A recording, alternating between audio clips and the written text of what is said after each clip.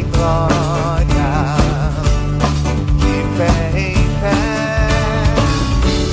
graça sobre graça, graça sobre graça, salvo pela graça. Muito bem, vamos retornar para o nosso segundo momento. Espero que vocês tenham tido um coffee break tão gostoso quanto o meu, e eu sei que foi. E eu estava falando para a Lu que a melhor estratégia para a gente trazer todo mundo de volta no horário é falar que vai ter sorteio, né, no retorno. Aí todo mundo larga o biscoito ou traz, né, come ali na porta, porque não pode comer aqui dentro.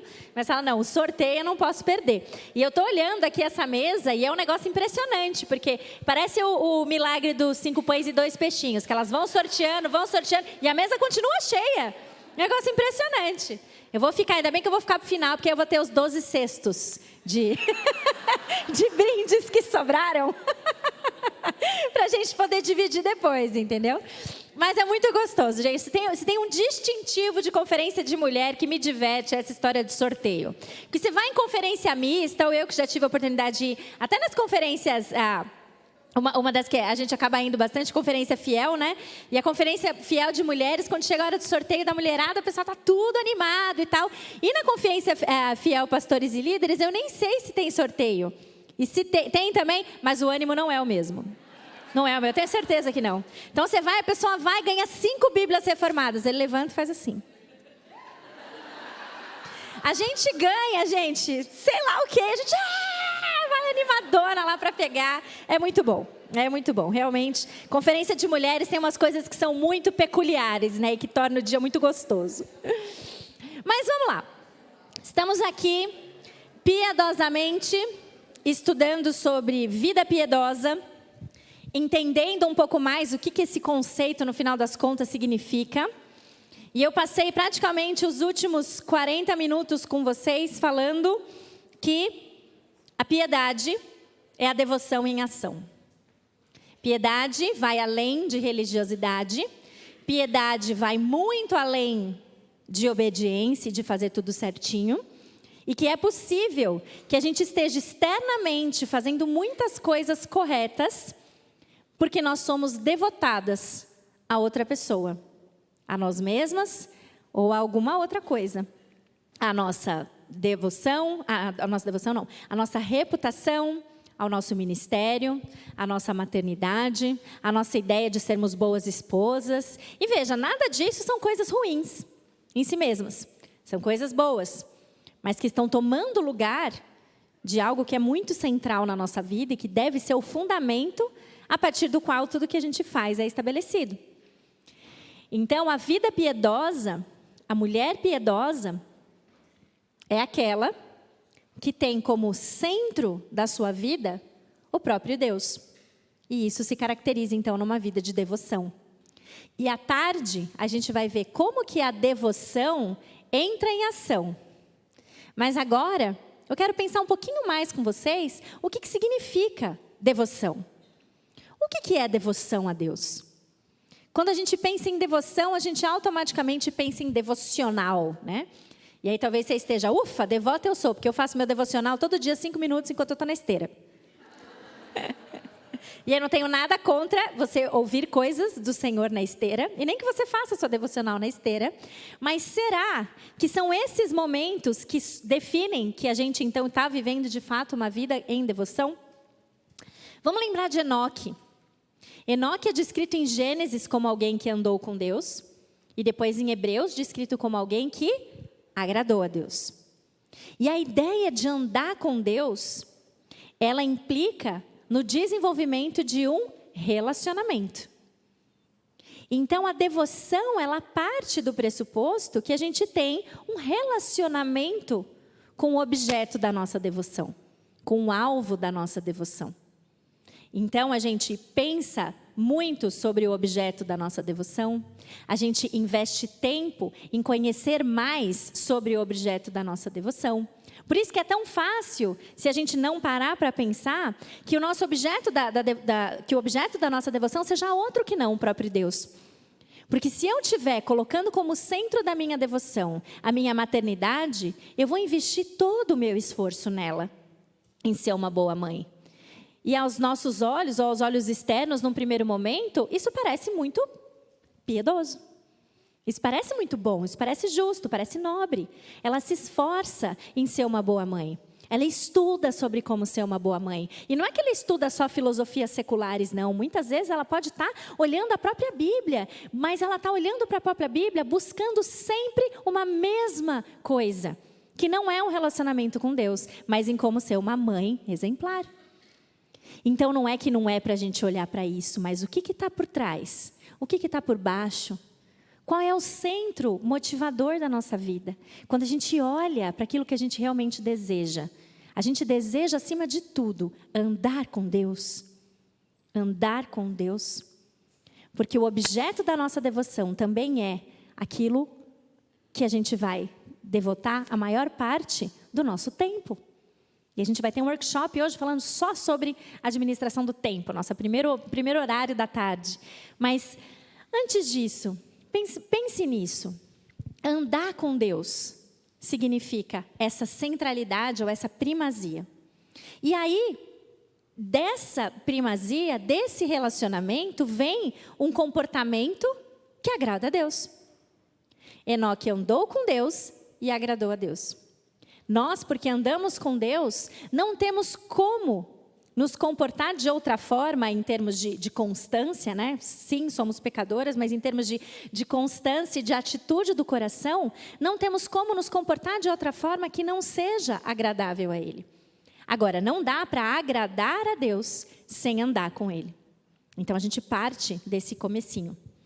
Então, a gente vai entender sobre os 3 componentes que formam uma devoção a Deus. Eu andar com Deus é fundamentado em 3 passos que eu falei na nossa sessão anterior. O temor a Deus, o amor a Deus e o desejo de Deus. E aí o Jerry Bridges, no seu livro Exercita-te na Piedade, ele constrói desses 3 a imagem de um triângulo. E nesse triângulo ele coloca o temor de Deus em uma ponta embaixo, o amor a Deus na outra ponta, e os 2 culminando ali em cima, com o desejo de Deus. Porque você só vai ter sede de Deus, desejo pelo próprio Deus, se você o amar e temer. Então eu tenho ali na base amor e temor, e acima disso, culminando disso, o temor, a sede, o desejo. E aí sim, quando eu amo, temo e desejo, eu sou alguém devotado a Deus. E dessa devoção brota um caráter piedoso. Quando a gente fala do temor a Deus, a Bíblia se refere ou usa esse termo de formas diferentes, o termo temor, né? E eu acredito que a gente na nossa sociedade acaba usando sempre mais voltado para um específico.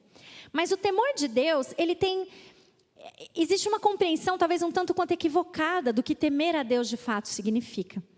Porque quando a gente fala de temor, a gente pensa num primeiro momento naquele medo ansioso.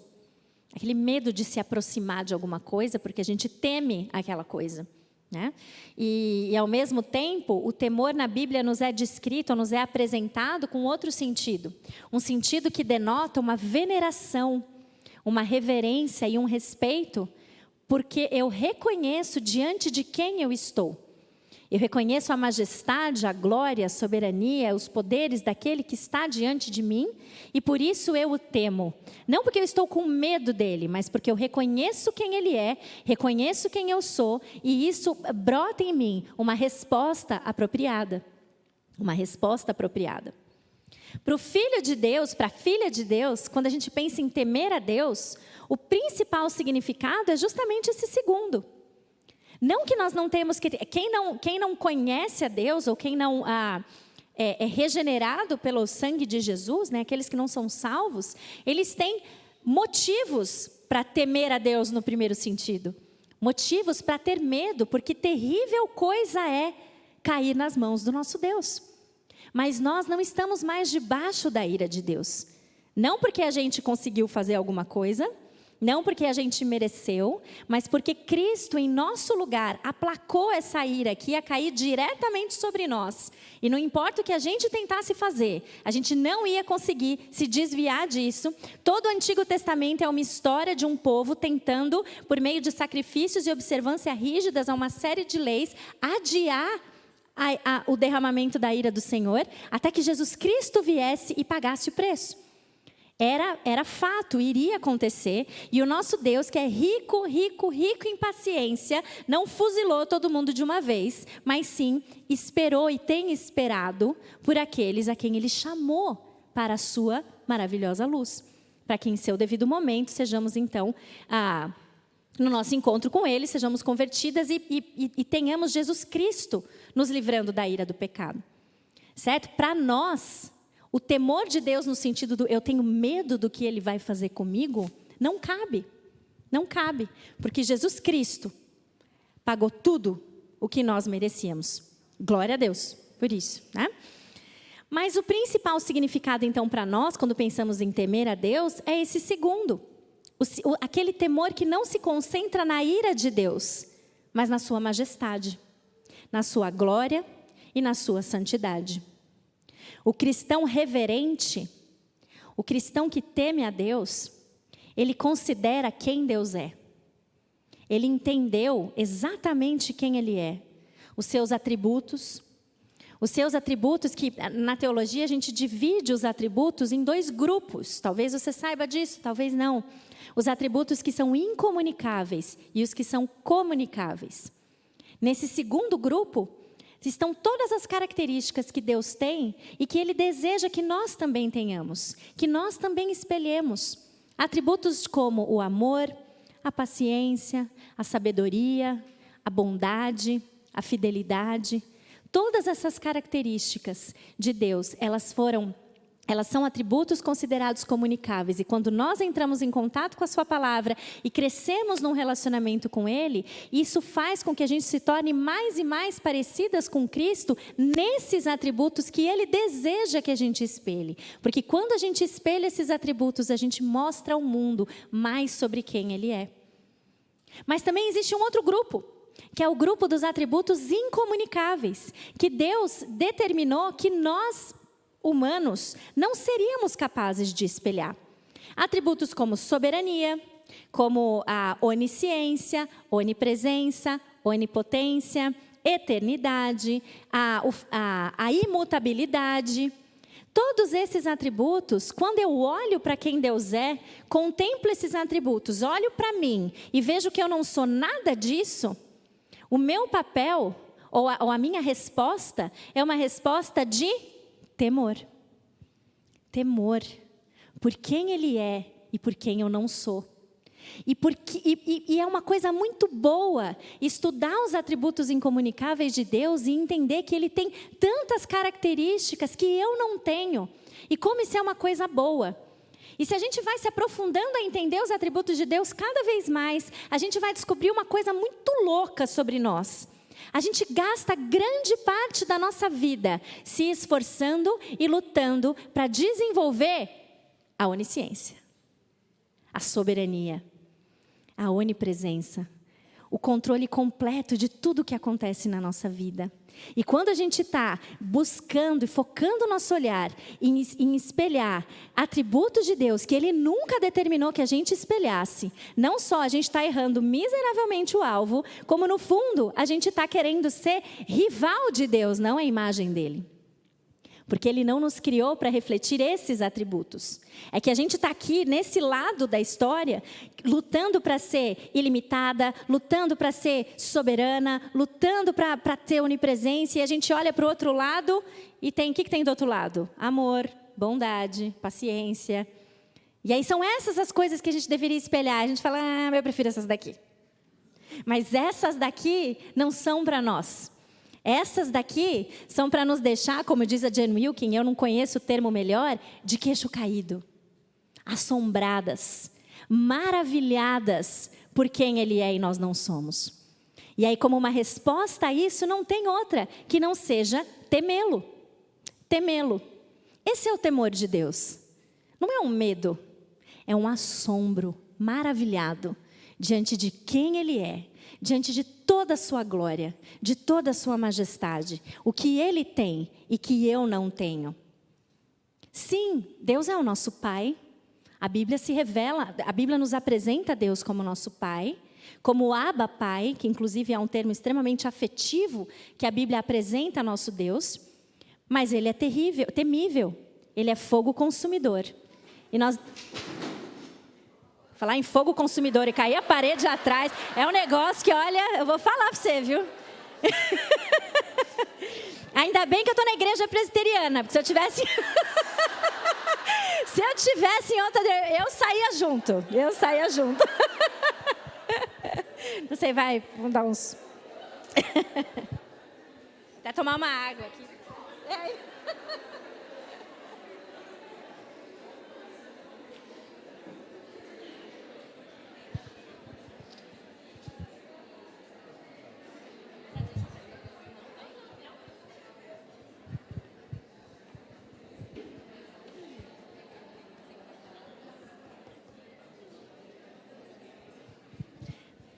Acho que eu posso ir seguindo, né? Já está tudo controlado aqui. Mas concluindo a ideia que foi ilustrada da forma mais né? Possível. Vamos retomar essa ideia, então, de que o temor é esse assombro diante de algo que Ele é e que nós não somos. E como que a gente desenvolve o temor do Senhor? Como a gente desenvolve? Eu espero não chover no molhado, ao mesmo tempo que eu espero fazer exatamente isso. Porque a gente muitas vezes quer fórmulas que são mágicas ou novidades que a gente nunca ouviu para algo que, na verdade, é muito claro e muito simples na nossa palavra em relação a como a gente deve fazer isso. Como que a gente desenvolve o temor do Senhor? Começa estudando sobre quem Ele é. Você conhece o Deus que você tem? Você conhece? Comece pelos atributos de Deus.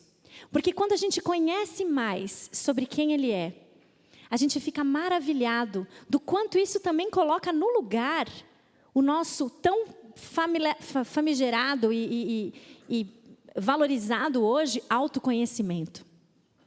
A melhor forma de você crescer em autoconhecimento é crescendo no conhecimento de Deus.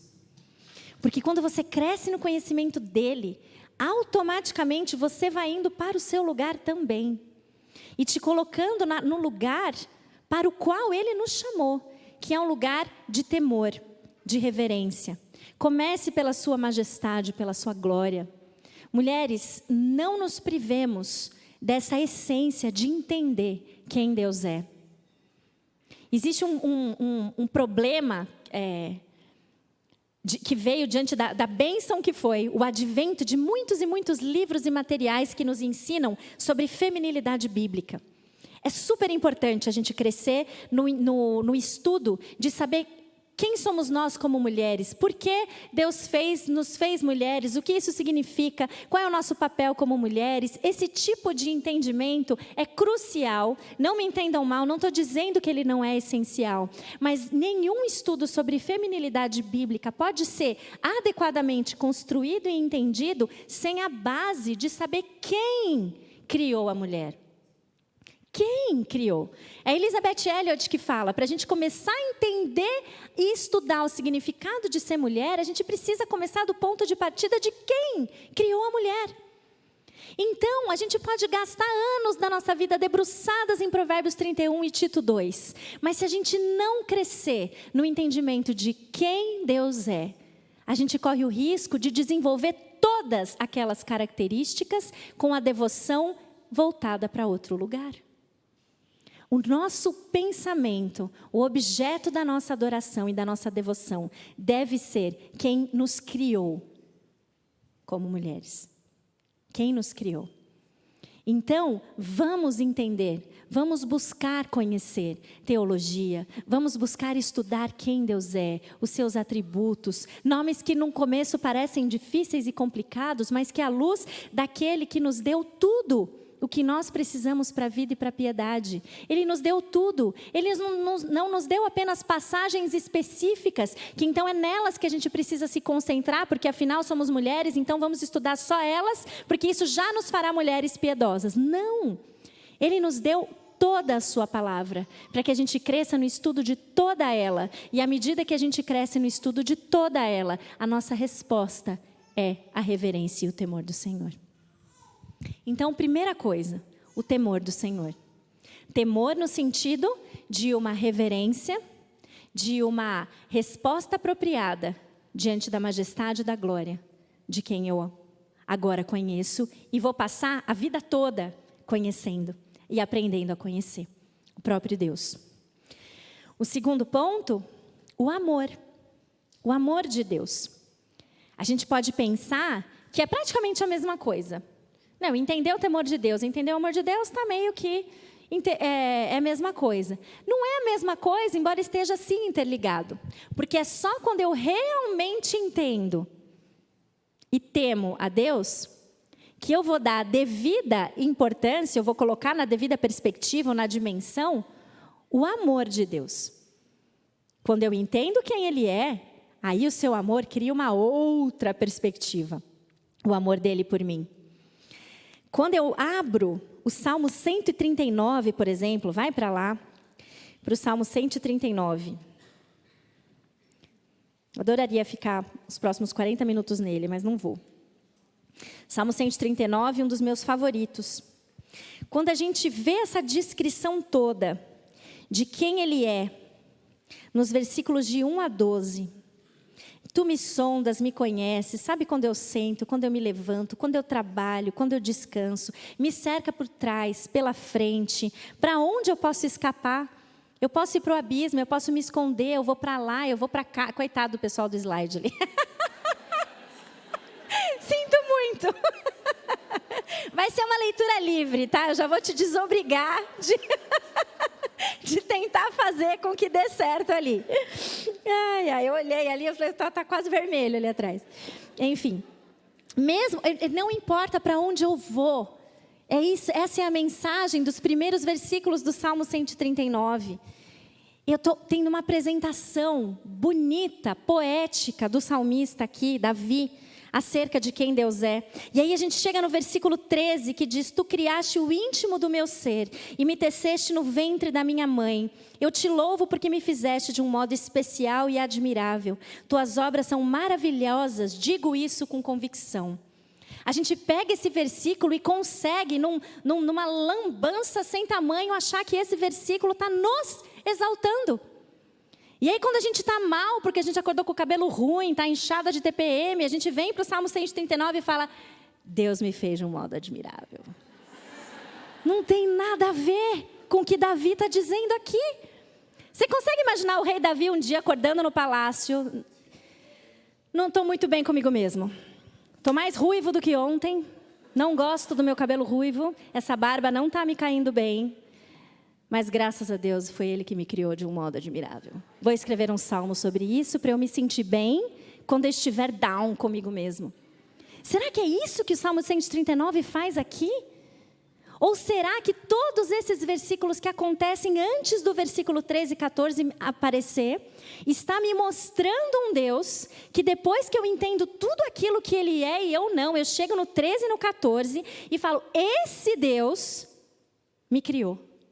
Esse Deus me criou. Logo eu. Esse Deus me criou.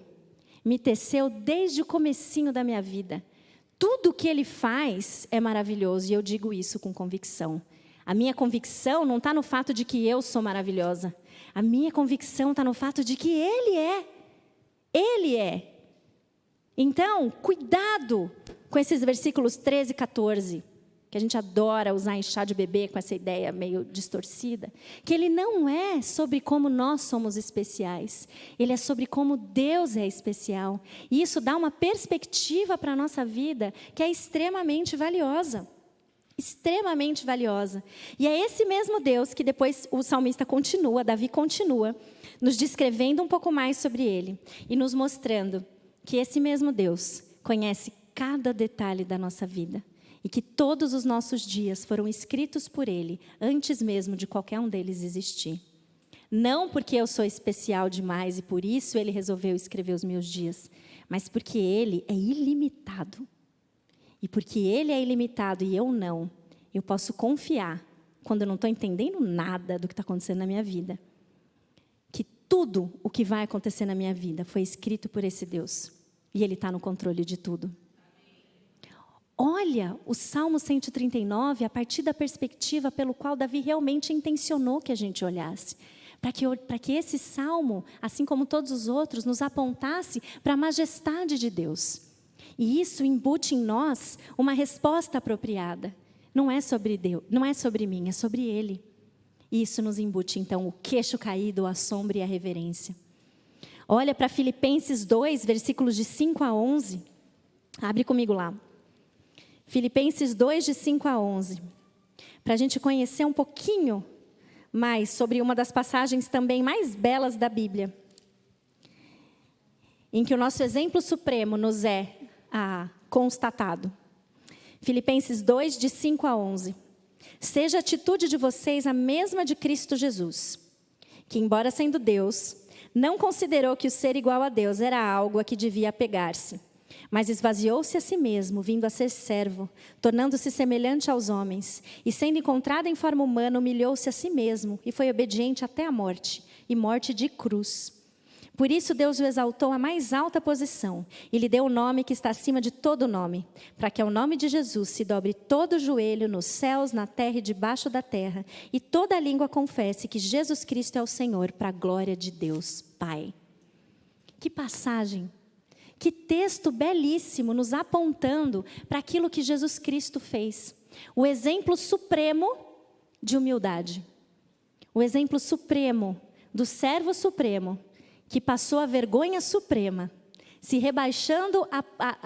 Você consegue imaginar o nível do rebaixamento entre você ser Deus junto com o Pai e você deixar a sua glória e descer até aqui na terra, comigo, com você, logo nós, encarnou aqui para ser obediente até a morte, e não foi qualquer morte, morte de cruz, a mais humilhante, a mais vexatória para aquele momento. E Ele fez isso por amor. Versículos e passagens como essa, que estão contidas aqui, no pleno conhecimento daquele que nos chamou para a sua glória, preciosas promessas para que a gente se empenhe em conhecê-las e praticar. Quando a gente estuda essa palavra, entende quem Deus é, o que Cristo fez, isso deve nos motivar a temê-lo e a amá-lo. Olha o que Ele fez. Olha o que Ele fez. O amor de Deus, então, quando a gente conhece mais e mais, nos captura por completo. E esse amor, ele não tem sentido sem a cruz, sem o Calvário. E eu sei que aqui eu estou falando com a grande maioria de nós que já reconhece o sacrifício de Jesus Cristo na cruz por nós. Somos cristãs que cremos em Jesus, e muitas vezes a gente pensa que o Evangelho é algo que a gente deve crer para entrar no reino, mas não para viver nele. E, na verdade, o que a Bíblia nos ensina é que a gente precisa do Evangelho todos os dias. A gente precisa constantemente ser lembrada de quem Ele é, de quem nós somos, do que Cristo fez. Porque quando a gente estiver se remoendo na culpa, porque mais uma vez a gente não conseguiu fazer o que a gente achava que a gente ia fazer, porque mais uma vez a gente está tentando e não consegue, a gente pode olhar para Cristo Jesus, para os pregos nas suas mãos, para a cruz vazia e entender que Ele pagou o preço no nosso lugar. E porque Ele pagou o preço no nosso lugar, a gente é livre da culpa e livre da condenação e da falta de opção em relação ao pecado. Nós somos livres para escolher obedecer. E a gente não vai fazer isso se a gente não andar com Deus. Temor de Deus, amor de Deus. Quanto mais a gente o conhece, mais a gente o teme. E quanto mais a gente o conhece, mais a gente o ama. E nós amamos, como está na Bíblia, em 1 João 4,19, porque Ele nos amou primeiro. Nós o amamos porque Ele nos amou primeiro. E aí, diante, então, de um temor, de uma resposta apropriada a quem Ele é, diante de uma resposta apropriada a quem Ele é e o que Cristo fez por mim, temor e amor, isso me dá sede de Deus, desejo de Deus. Desejo de Deus, assim como Davi no Salmo 27:10, espera aí que não está marcado aqui. Salmo 27, versículo 10, Davi diz assim.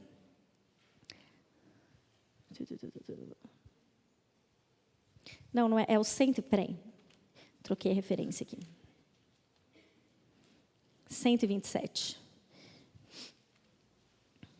Ih, também não é, então eu perdi a referência. Mas é o Salmo... Ah, não, peraí, eu falei 4, calma aí, eu estou confusa aqui. Salmo 27:4.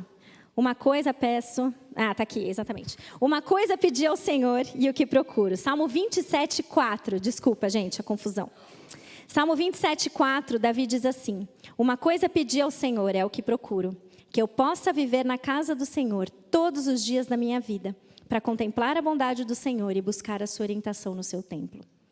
O resultado de um coração que é devoto, que ama e que teme, é que ele deseja não aquilo que Deus pode oferecer. Ele deseja não a paz e uma vida com circunstâncias suaves. Ele deseja o próprio Deus. O próprio Deus. E é estranho esse sentido da gente pensar em desejar o próprio Deus ou ter sede da sua palavra, né? A gente não é muito acostumada com essa expressão. A gente deseja servi-lo, a gente deseja estar com os seus, mas parece que desejar estar com Ele é uma coisa meio pouco prática. A gente fica assim meio, como será que isso funciona? Será que isso não é um conceito meio abstrato ou meio filosófico demais? Só que a Bíblia nos traz pessoas como Davi, como o próprio Paulo em Filipenses 3, nos mostrando pessoas extremamente práticas, que conheciam a vida e as suas circunstâncias difíceis detalhadamente, e que ainda assim, eles expressavam que ainda que todo o resto desmorone, lhes interessava acima de tudo desejar o próprio Deus. É o próprio Deus. Quando eu o amo e eu o temo, eu não quero nada do que Ele possa me oferecer, entre aspas, mas eu quero dele próprio. Porque quando eu tenho dele próprio, eu tenho tudo o que eu preciso. E nada me falta. A Bíblia, de capa a capa, nos mostra Deus desejoso de ter comunhão com o seu povo. E nós fomos chamadas para isso. E o que vai culminar nisso é uma vida coerente de temor e amor a Deus. A sede de Deus, o desejo por Ele, produz piedade. Então, na sua cabeça, lembra da imagem mental da pessoa piedosa? Meio novista rebelde ali nos Alpes, cantando The Hills Are Alive, não sei o que, né? Aquela imagem que talvez você tenha estereotipadamente criado na sua cabeça. Está muito longe de ser uma definição precisa do que é piedade. A pessoa piedosa, ela não é uma pessoa fria. A pessoa piedosa, ela também não é uma pessoa meio distante das outras, meio separada no sentido de que ela não entra em contato com outras pessoas, porque ela é tão especial que esse mundo já não é muito para ela, ou ela é meio cinza, ou meio distante, enfim, não. A pessoa piedosa, que entendeu quem Deus é, que o teme verdadeiramente, que o ama acima de todas as coisas e deseja o próprio Deus, ela irradia alegria. Ela irradia uma satisfação que vai além das circunstâncias, porque essas circunstâncias não são nada com o qual o seu Deus, que ela conhece, reverencia e teme, não possa lidar. Então, a piedade, ela é prática nesse sentido também, porque ela se constitui nesse fundamento que vai orientar todas as nossas reações em relação a todas as circunstâncias da vida. Então, no fundo, tudo é interligado. Tudo é interligado. Não dá para a gente ter um sem o outro e ainda assim ser devoto a Deus. Porque pensa comigo, um temor sem amor pode me fazer pensar em Deus como alguém distante ou mesmo austero. Porque eu entendo a sua glória, a sua majestade, eu o reverencio, mas e o amor? E o amor? Deus se apresenta a nós através de toda a Escritura com um equilíbrio muito que só Ele pode fazer mesmo, de todos os seus atributos. Então, sim, Ele é grandioso, sim, Ele é majestoso, mas sim, Ele é o nosso Pai. Sim, Ele é o nosso Abba Pai. Sim, Ele é rico em misericórdia, Ele é gracioso, Ele é bondoso, Ele é amável, Ele é pacífico. Mas o amor sem temor também não gera uma resposta apropriada. Porque o amor, deixando à parte a sua glória e a sua majestade, pode me fazer pensar num Deus permissivo. Ou um Deus que no fundo não se importa tanto com o meu pecado, porque Ele é amor, então só vem aqui e me dá um abraço quentinho. Né? E na verdade, a nossa ideia precisa estar muito equilibrada entre o temor, a reverência e o amor. O amor. Essas duas atitudes, então, temor e amor, se complementam e se reforçam, produzindo na nossa vida uma sede intensa por aquele que é tão temível na sua glória e na sua majestade, e ao mesmo tempo é tão rico em misericórdia e tão rico em graça. E acima de tudo, para a gente terminar, quem produz tudo isso em nós? O Espírito Santo. O Espírito Santo. Só Deus pode fazer com que a devoção piedosa cresça no nosso coração. Só Deus pode fazer com que essa devoção piedosa cresça em nós. E essa é a devoção, né, que nos leva à ação para a gente viver piedosamente. Essa é a devoção que nos leva à ação para se empenhar em usar aquilo que Ele já nos deu. Aquilo que Ele já nos deu. Então, vamos usar, mas não sem antes nos exercitar na piedade, no sentido de cultivar a nossa devoção, no sentido de temê-lo, amá-lo e desejá-lo acima de qualquer outra coisa. Quando a gente chegar nesse ponto, a gente vai ver como que o caráter cristão se forma, ou como ele se desenvolve, né? Mas não sem isso, não sem isso. A gente anda com Deus e então agrada a Deus. Que Deus nos livre da tentação de buscar agradá-lo sem desenvolver o relacionamento com Ele. Porque se assim fizermos, a gente vai estar no engano moralista e legalista, que não vai produzir em nós o caráter piedoso, que Ele já nos deu para que a gente desenvolva. Amém? Vamos orar para a gente ir para o nosso almoço? Senhor Deus, ajuda-nos a olhar para a Tua palavra, buscando não apenas trechos específicos que podem nos ensinar bons princípios para a vida. Ela tem isso, ela contém essas partes, mas ela não é unicamente sobre isso. Ela não foi escrita com esse propósito, mas sim com o propósito de capa a capa, nos apresentar um Deus maravilhoso e o seu plano redentor para o seu povo. Obrigado por Cristo Jesus, obrigado pelo seu sacrifício na cruz. E obrigado porque o seu divino poder nos deu tudo o que precisamos para a vida e para a piedade. Ajuda-nos, Senhor, a conhecer mais de Ti. Ajuda a minha vida, que comece em mim esse desejo de buscá-lo, conhecer cada vez mais, para temê-lo mais, amá-lo mais, até que realmente a gente possa se sentir com uma verdadeira sede do Senhor.